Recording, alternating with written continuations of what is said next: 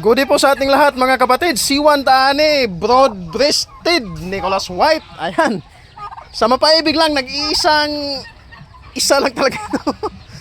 So, ayan po talaga mga kapatid. Ang history po sa aking broad-breasted is marami na po silang naibibigay sa akin na itlog. Kaya lang, bibihira lang yung napipisa.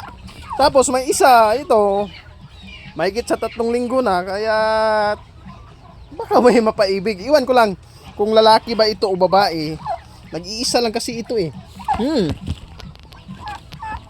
So baka gusto nyo. Sa gusto lang naman. Pero kung walang bibili, ayos lang din. Kasi pwede natin gamiting materialis. Pwedeng pangbangga ito sa ating hybrid para loobin yung mga litsong maibinta natin is quality. Tik-tik, anong masasabi mo dito sa kapwa mo pabo na kulay white? Parang bantris ha. Puting-puti eh. Ayan, 3 weeks old mga kapatid. Sa mapaibig dyan. Idol ah. Astigin ah. Abo.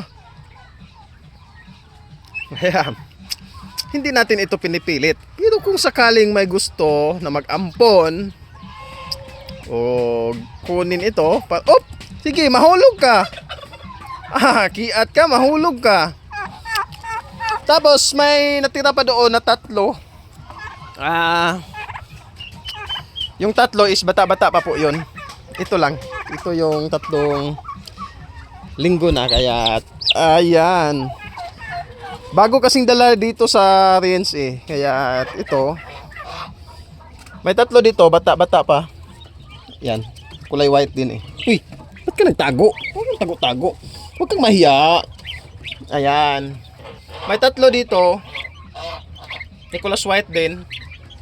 Tapos isang gansa. Available po ito mga kapatid. Sa gusto lang naman na mag-try na mag-alaga ng Nicholas White na broad-breasted. C1 po ito mga kapatid at Ampaking Pavo Farm at Purok Sili, Barangay Calero, Liloan, Cebu. PM lamang po sa gusto at interesado nito mga kapatid. Hanggang dito lang. Thank you and happy farming all!